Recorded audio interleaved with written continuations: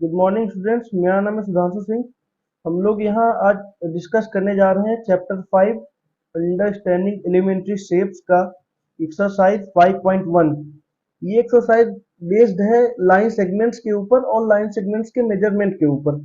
इसकी पहली वाली क्लास में हम लोग ने लाइन सेगमेंट के बारे में पढ़ा था कि लाइन सेगमेंट क्या होती है और उसके सारे तरीके देखे थे कि कैसे हम लाइन सेगमेंट को मेजर कर सकते हैं। उसके जितने भी टाइप्स होते हैं, मतलब हमने डिस्कस किया था ऑब्जर्वेशन के थ्रू, कंपेयरिंग बाय ट्रैकिंग, और फिर हमने देखा था कि रूलर और डिवाइडर के थ्रू कैसे हम लोग उसको पता कर सकते हैं कि कितना लाइन सेगमेंट का क्या मेजर है, उसकी लेंथ क्या है। तो ये सारी चीजें हम लोग देख चुके थे। तो इन तीनों में जो सबसे बेस्ट तरीका था वो था हमारा रूलर और डिवाइडर के यूज से हम किसी लाइन सेगमेंट को मेजर करें तो वो बेस्ट तरीके से आएगी, बेस्ट उसकी लाइन लेंथ जो होगी वो मेजरमेंट एकदम एक्यूरेट आएगी। तो इसी लाइन सेगमेंट के ऊपर बेस्ड हमारी एक्सरसाइज 5.1 है। तो हम 5.1 को स्टार्ट करते हैं और इसके एक एक क्वेश्चन को आगे करके देखते हैं, एक एक क्वेश्चन को बढ़िया से डिस्कस करते हैं।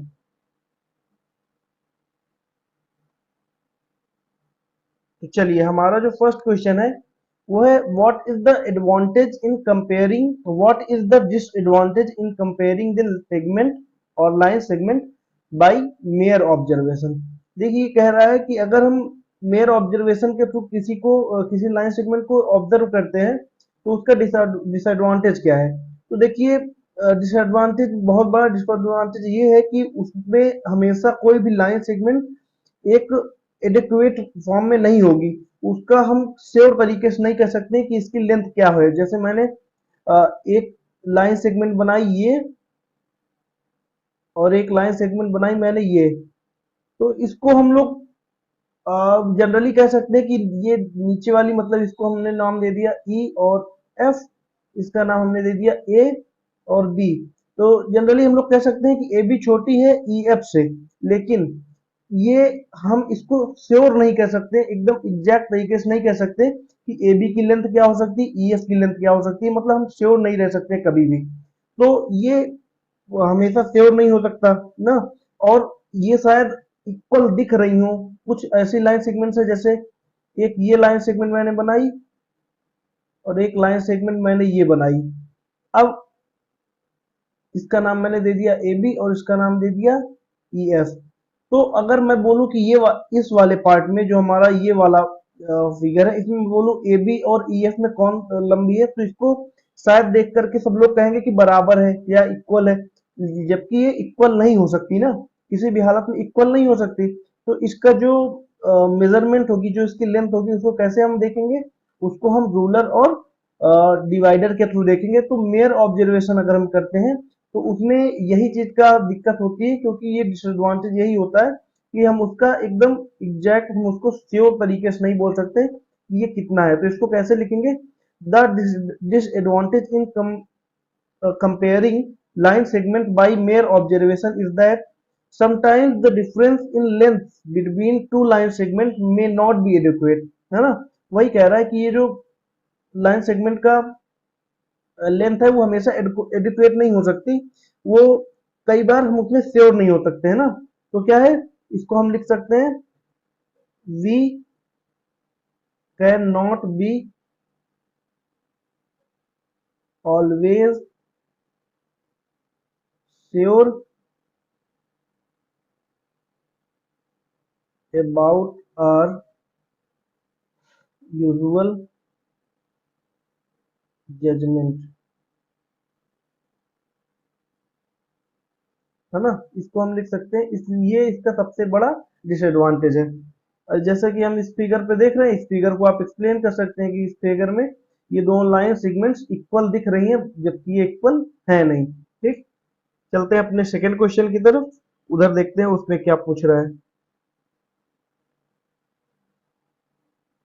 सेकंड क्वेश्चन है हमारा, why it is better to use a divider than a ruler while measuring the length of line segment। कह रहा है अगर लाइन सेगमेंट का हमें कोई लेंथ निकालनी है तो वो हम डिवाइडर का यूज क्यों ज्यादा करेंगे, उसको क्यों प्रिफर करेंगे अगर रूलर है, रूलर से ज्यादा डिवाइडर में हम क्यों रिलाई करेंगे या उसको क्यों प्रेफर करेंगे, डिवाइडर क्यों ज्यादा प्रेफरेंस देंगे?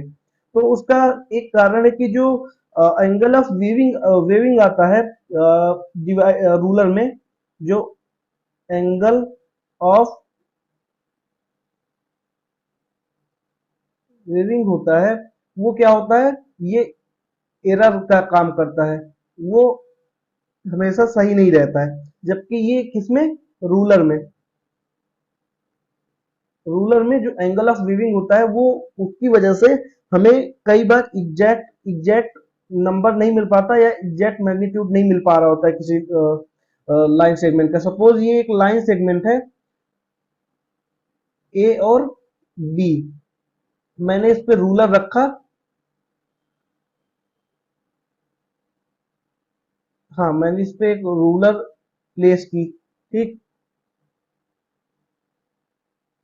यहाँ पे इस पे जीरो है, फिर वन है, इसके बीच भी कई वो है ना, वो पार्ट्स है, 10 पार्ट सब डिविजन होते हैं, ये टू है, ये इस तरह करके मैंने इस पे मार्क कर दिया, ठीक। तो यहाँ पे जो ये वाला पॉइंट होगा, जो भी नंबर आ रहा है, तो अगर हम लोग इस जगह देख रहे हैं, इस पोजीशन से देख रहे हैं, तो हमारा एंगल जो बनेगा वो क्या बनेगा, वो कहीं यहाँ पे पॉइंट करेगा, ये वाला पॉइंट आएगा। अगर मैं इस जगह से देख रहा हूँ तो मेरा एंगल कहीं इस जगह पॉइंट करेगा, तो मैं यहाँ का मैग्नीट्यूड आपको बता पाऊंगा, मैं ये वाला नंबर बताऊंगा मेजरमेंट। और अगर मैं इसके वर्टिकली अपवर्ड देख रहा हूँ वहां से, तो मैं एग्जैक्ट नंबर बता पाऊंगा। तो ये जो रूलर की थिकनेस होती है या एंगल ऑफ वीविंग होता है, ये क्या होता है, ये एरर शो करता है। मतलब थिकनेस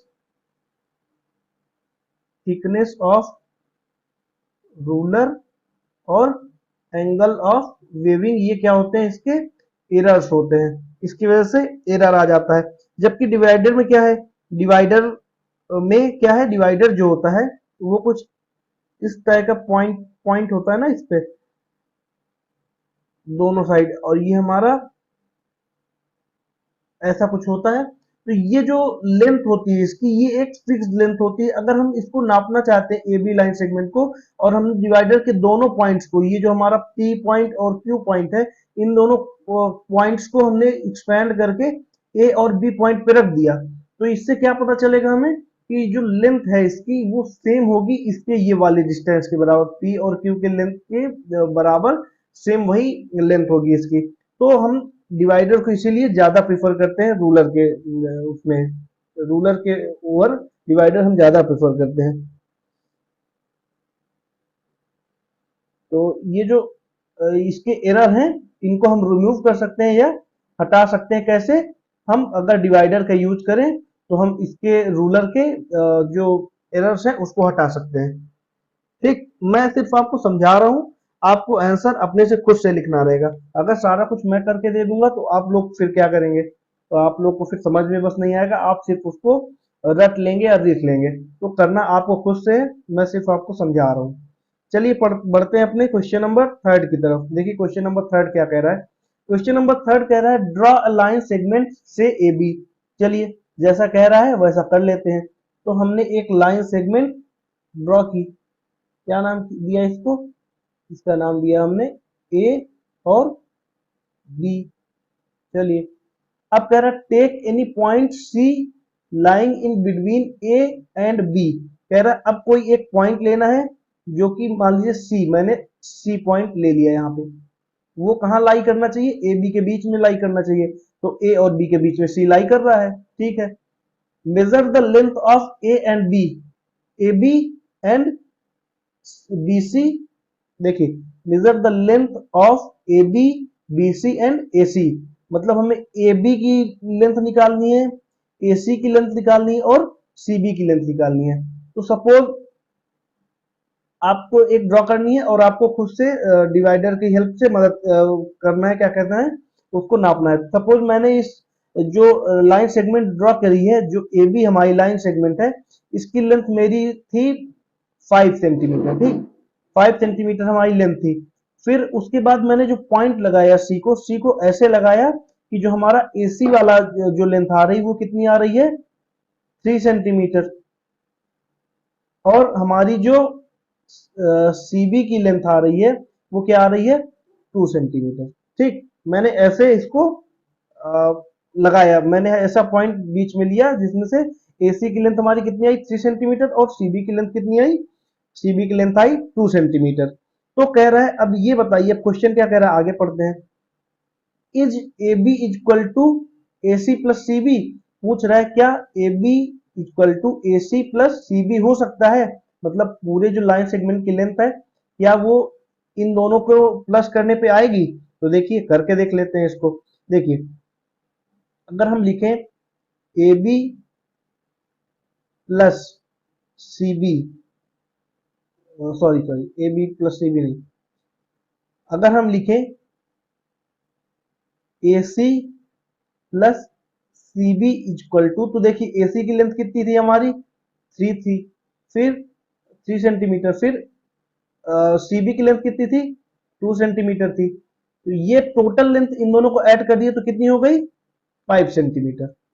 अब ये 5 सेंटीमीटर किसके इक्वल है, 5 सेंटीमीटर हमारा इक्वल है ए बी के। तो यहां से प्रूफ हो रहा है ना कि A B equal to A C plus C B, ये देखिए यहां से चीज प्रूफ हो रहा है। तो हमारा जो सी है इस वजह से, तो इससे क्या पता चल रहा है कि जो हमारा सी है वो ए और बी के बिटवीन लाई करता है, C lies between A and B. ठीक, इससे हमें ये चीज पता चला, ये हमको इसको कंक्लूड कर दिया। क्वेश्चन नंबर 3 यहां तक हमने देख लिया, क्वेश्चन नंबर यहीं तक था। तब चलते हैं क्वेश्चन नंबर 4 की तरफ, उसमें देखते हैं क्वेश्चन नंबर 4 हमारा क्या कहने की कोशिश कर रहा है। तो चलिए पढ़ते हैं क्वेश्चन नंबर 4 कह रहा है if A B C are 3 points on a line such that A B is equal to 5 centimeter, BC is equal to 3 centimeter and AC is equal to 8 centimeter. Which one of them lies between the other two। ठीक है, ये चीज पूछ रहा है कि 3 points है एक लाइन में, तो चलिए लिख लेते हैं 3 पॉइंट्स कौन कौन से एक लाइन में। ये लाइन सेगमेंट है हमारी, 3 पॉइंट्स, लाइन, एक लाइन है उसमें, ये सपोज ये हमारी लाइन है, ये तो मैंने लाइन सेगमेंट बना दी, उसमें 3 पॉइंट्स है कौन कौन से, ये 3 पॉइंट्स मैंने ले लिए, ये 3 पॉइंट्स। तो अब इसमें बोल रहा है कि ए बी की जो लेंथ है वो क्या है, देखिए जो ए बी की लेंथ है वो है हमारी 5, तो ये ए बी की लेंथ मैंने कितनी ले ली 5 सेंटीमीटर, ये वाली लेंथ। फिर उसके बाद बोल रहा है जो बी सी की लेंथ है वो क्या है 3 सेंटीमीटर, और टोटल एसी की जो लेंथ है वो कितनी लेंथ है, यहां से लेकर के ये हमारी 8 सेंटीमीटर दे रहा है, ये एसी की लेंथ हमारी 8 सेंटीमीटर दे रहा है। तो पूछ रहा है कि कौन सा पॉइंट ऐसा है जो कि दो पॉइंट्स के बीच में लाई कर रहा है। ठीक, तो इसको कैसे लिखेंगे, हमें सबसे पहले तो ड्रॉ कर लिया हमने, फिगर ड्रॉ कर लिया, इससे साफ साफ अगर हम देख के बता सकते हैं कि जो हमारा बी पॉइंट है वो लाई कर रहा है एसी के बीच में। लेकिन इसको लिखेंगे कैसे, इसको लिखेंगे कि देखिए यहाँ पे ए बी जो एसी है उसकी डिस्टेंस 8 सेंटीमीटर दी गई है, और 8 सेंटीमीटर किसके बराबर हो रहा है ए बी प्लस बीसी के इक्वल। तो इससे हमें क्या पता चल रहा है, इससे हमें साफ साफ पता चल रहा है कि बी लाइज बिटवीन ए सी। ठीक है, ए एंड सी लिख सकते हैं। तो यहां से हमें क्या पता चल रहा है कि बी लाई कर रहा है बिटवीन में।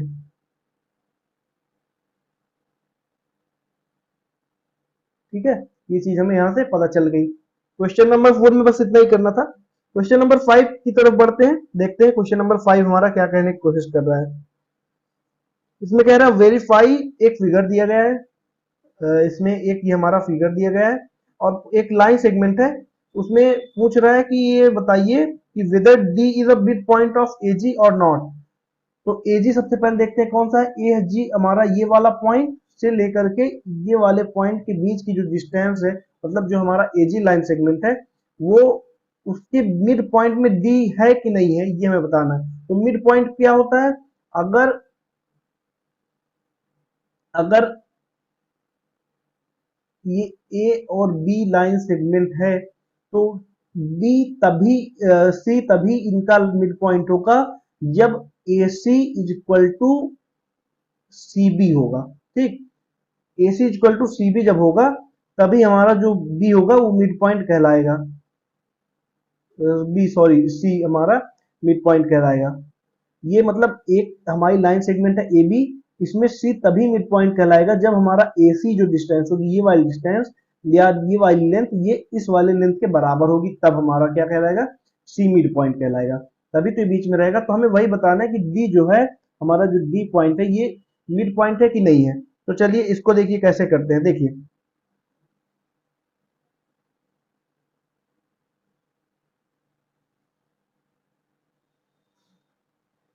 हाँ, तो चलिए हम लोग पहले लेते हैं इधर ये वाला पार्ट, ए से लेकर के डी वाला। तो एडी अगर मैं लूं तो एडी में हमारा क्या क्या आता है, एडी इक्वल टू हो जाएगा हमारा A B plus C, A B plus B C plus C D. अब देखिए इसमें जो ए बी की लेंथ है वो क्या है, 1 यूनिट के बराबर है। 1 यूनिट के बराबर है कि नहीं है, तो ये हमारा 1 यूनिट के बराबर हुआ।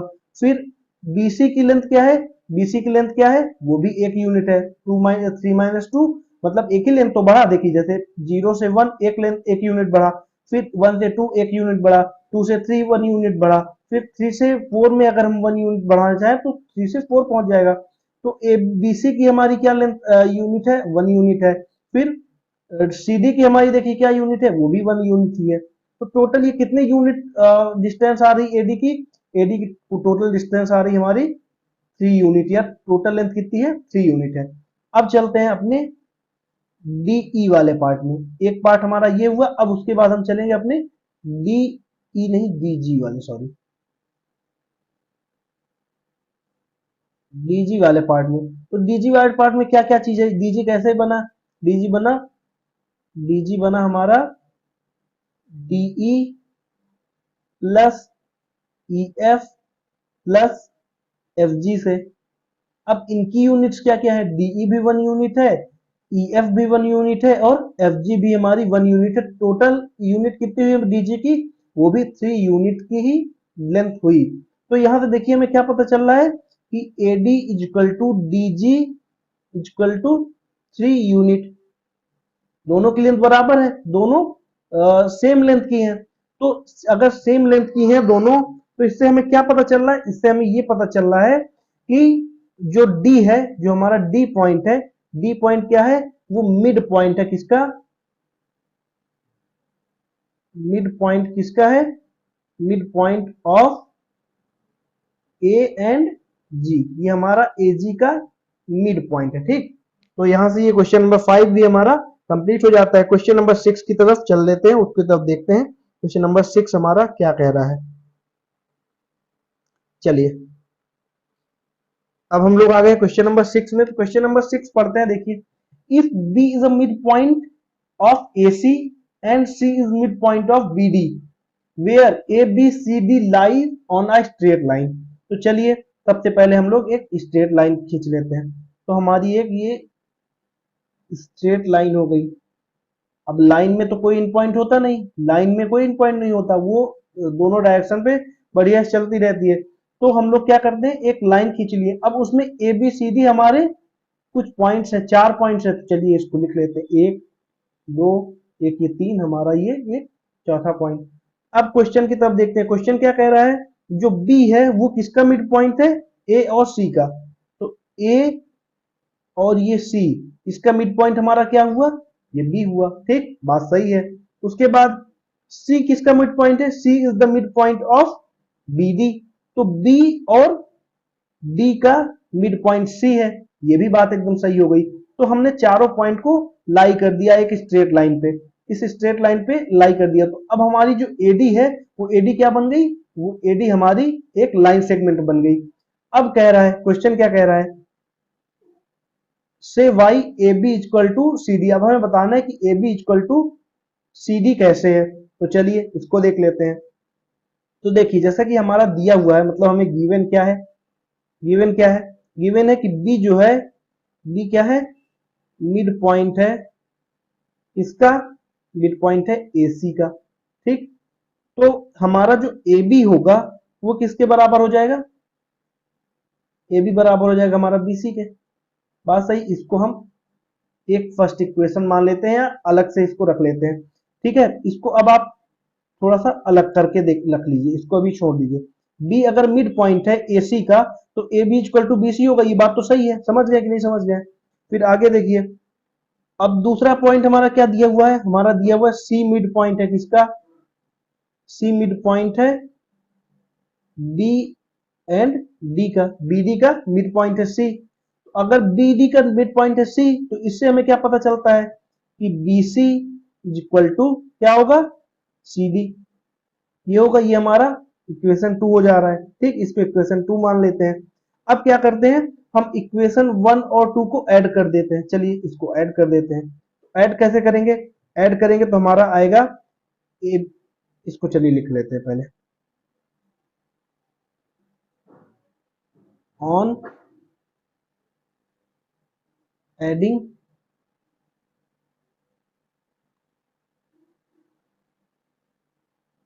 Equation 1 and 2। देखिए अब इक्वेशन 1 और 2 को ऐड कर रहे हैं। अगर एक हमारा ये सेकेंड वाला इक्वेशन है और ये हमारा फर्स्ट इक्वेशन, जब इसको ऐड करेंगे तो AB प्लस हमारा BC आ जाएगा। ये किसके इक्वल होगा? BC प्लस CD के इक्वल होगा। ठीक होगा। अब अगर ये देखेंगे तो इसमें से क्या पता चल रहा है कि BC और BC जो है इन दोनों को हटा देंगे, क्योंकि दोनों साइड BC उधर जाएगा तो माइनस में हो जाएगा, BC BC कट जाएगा। इधर हमारा क्या बचेगा? AB बचेगा। इधर क्या बचेगा? CD बचेगा। तो क्या हो जा रहा है हमारा? इससे क्या पता चल रहा है?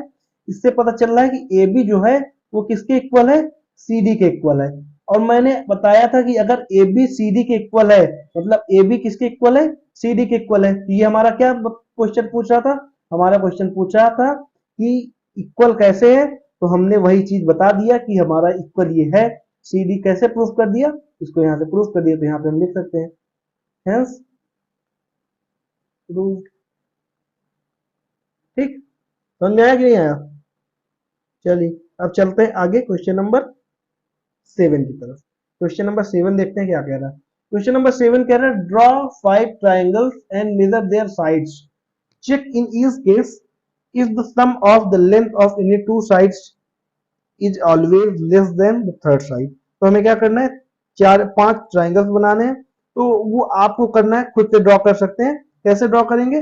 सपोज आपने एक ऐसा ट्राइंगल बना लिया। ठीक है, इसकी लेंथ आपने 5 सेंटीमीटर ले ली, इसकी लेंथ आपने 5 सेंटीमीटर ले ली और इसकी भी लेंथ आपने 5 सेंटीमीटर ले ली। ये हमारा क्या बन गया? Equilateral triangle. ठीक, आपने एक इक्विलैटरल ट्राइंगल बना लिया। अब हमें चेक करना है कि इसकी दो साइड्स का सम, मतलब एक ये हमारा A हो गया, ये B हो गया और ये हमारा C हो गया। तो हमारा कह रहा है क्या, जो क्या कहते हैं हमारा AC होगा वो हमेशा लेस होगा किससे? AB प्लस BC से। क्या ये चीज होगा कि नहीं होगा? तो AB AC हमारा क्या है? 5 है। ये कितना है? ये 5 प्लस 5 हमारा 10 हो जाएगा। AB प्लस BC हमारा 10 हो जाएगा। तो ये बात तो सही है ना? तो ये हमारा क्या हो जाएगा? ट्रू हो जाएगा, या इसको हम कह सकते हैं यस। यस लिख सकते हैं, यस करके लिख देना। Yes the sum of the length of any two side of triangle side is always less than the third side. ठीक है, ये चीज आप लोग लिख लीजिएगा, ये आपसे बन जाएगा। एक ट्राइंगल ऐसा बना लीजिएगा, दूसरा ट्राइंगल बनाना है तो एक आप राइट एंगल ट्राइंगल बना लीजिए। चलिए ऐसा कुछ बना लीजिए। इसकी लेंथ आप दे दीजिए 8 सेंटीमीटर, इसकी लेंथ आप दे दीजिए 15 सेंटीमीटर, इसकी लेंथ आप मान लीजिए 17 सेंटीमीटर। अब आप अगर मान क्या लीजिए, आप नाप के करिएगा एकदम बढ़िया से, मतलब मेजर करके रखिएगा। ये तो मैंने स्केल अब यहाँ पे यूज नहीं कर सकता, तो मैं इसको ऐसे जनरली बता दे रहा हूँ, आप लोग बढ़िया से मेजर करके रखिएगा। फिर आप ये हमारा राइट एंगल ट्राइंगल था तो इसको भी आप मेजर कर सकते हैं या जैसा भी करना चाहें। फिर उसके बाद एक ट्राइंगल हम बना लेते हैं। सपोज ये हमारा 10 सेंटीमीटर है, ये हमारा, ये भी हमारा 12 मान लीजिए, 12 सेंटीमीटर मान लीजिए। ये भी जो भी लेंथ है, तो हमेशा हम देखेंगे कि इसकी जो लेंथ होगी वो इसके और ये मतलब जो हमारा ये ए है, ये बी है, ये हमारा सी है, तो ए सी की जो लेंथ होगी वो क्या होगी, वो ऑलवेज लेस देन होगी किससे, A B plus B C के सम के बराबर। इन दोनों लेंथ के सम के से हमेशा छोटी होगी। ठीक है, ये कुछ ऐसे ट्राइंगल बना लीजिएगा, फिर उसके बाद एक ऐसा कुछ ट्राइंगल बना लीजिएगा, या फिर आप एक आइसोसीलेस ट्राइंगल बना सकते हैं। आइसोसीलेस ट्राइंगल में क्या होता है, हमारी ये साइड जो होती है वो इस साइड के इक्वल होती है, ये साइड इक्वल अनइक्वल होती है, मतलब दो साइड्स इक्वल होती हैं। तो इस तरह आप बना लीजिएगा, यहाँ से हमारी एक्सरसाइज कंप्लीट हो जाएगी। चैप्टर 5 की एक्सरसाइज 5.1 हमने यहाँ से कंप्लीटली डिस्कस कर ली, बहुत अच्छे से डिस्कस कर ली, और मुझे उम्मीद है कि आप सब लोग को बहुत बढ़िया समझ में आया होगा।